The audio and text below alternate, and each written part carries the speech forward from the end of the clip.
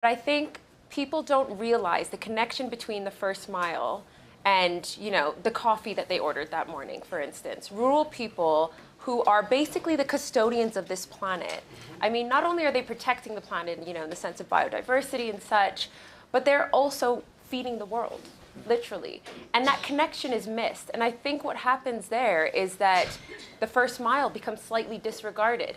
But we've seen that when you build on a shaky foundation, food systems become really fragile. So that first mile has to be really strong in order to support food security and the systems that we know. And we saw what conflict, weather shocks can do to the food systems, right?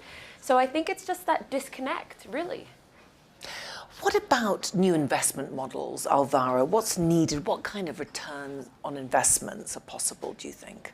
So I think, as Sabrina was mentioning, we have small-scale producers. We're asking them to get into regenerative agriculture to make sure that they are also supporting soil health, supporting a lot of the biodiversity we have. But they have to have some investments where they can do that transition. So for us, it's important to support them for the 3-4 years where they would not get that returns, to make sure that they can transition. And then obviously they know how to work with nature. For us, some of those models means partnering with local financial institutions and making sure that they get, for example, 0% loans for a number of years in order to be able to invest in that adaptation, because they are suffering floods, droughts, and can they overcome it when they don't have the financial means? For us, it's working the farmers' organizations, the cooperatives, the governments, the bigger global agribusiness, to make sure that we are supporting them in making sure that that's happening. And their margins are already so narrow, right? I mean, it's a perfect storm of the weather shocks and everything that's happening, the increase of goods and input goods.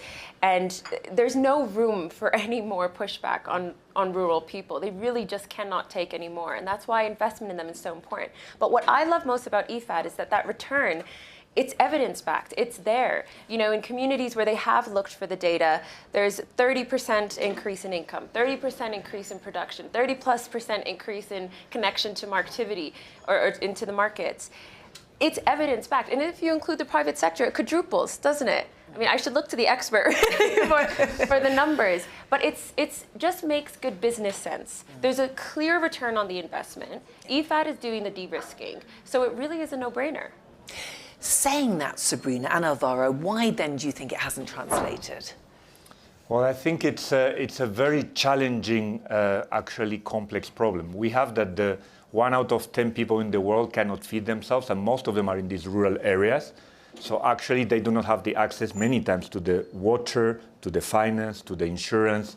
And it's clear that many of the governments where many of these small-scale farmers are actually not being able to support it because of a number of macroeconomic reasons, debt, and so on.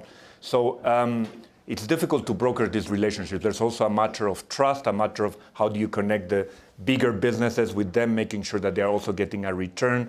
So that's where I think we come on board with the financing, but also with establishing many of these relationships.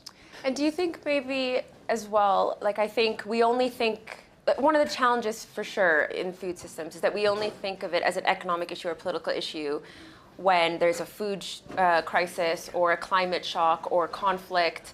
But it needs to be an always-on economic issue, and I think people have trouble seeing it that way. But it bleeds into so many other things as well, food security, doesn't it? And rural people and agriculture as a whole. So it just needs to be always considered. Yeah.